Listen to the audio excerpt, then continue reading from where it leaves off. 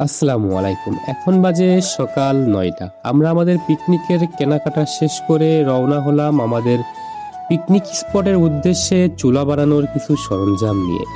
এই প্লেসটি এতটাই সুন্দর ছিল, চারিদিকে সবুজ প্রকৃতি, ফাঁকা মাঠের মাঝখানে দাঁড়িয়ে আছে একটা জাম গাছ।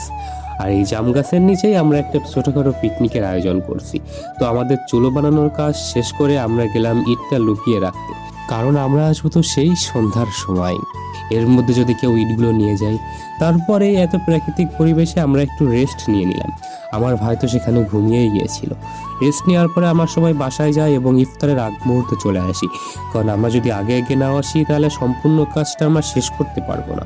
তারপর আমাদের ছোটখাটো একটা ইফতারের আয়োজন ছিল সবাই মিলে। যেহেতু আমাদের ইফতারের পরে বড় আয়োজন এবং অনেক কাজ, তো ইফতার আমাদের ছোটখাটোই ছিল। তারপর আমরা বিভিন্ন ধরনের আহ, শরবত এবং ভাজা পোড়াতে আমাদের ইফতারটা শেষ করলাম। এবং ইফতারটা শেষ করতে না করতে আক্রমণ হলো মশার। এত পরিমাণে মশা ছিল যে তারা কয়েল মানছিল না। 1 ঘন্টা ধরে মশা তাড়িয়ে তারপর আমরা কাটাকুটা শেষ করে আমাদের মাংস রান্নার প্রক্রিয়া শুরু করলাম। যাই হোক, আস্তে আস্তে আমরা মাংস রান্নার প্রক্রিয়া শুরু করলাম। আমরা এত দ্রুত এসেছিলাম, তাও আমাদের মাংস রান্না করতে প্রায় 10টা বেজে গেল। তারপর মাংসটা দেখলে একদম জিভে জল চলে আসছিল, মাংসটা একদম পারফেক্ট হয়েছিল।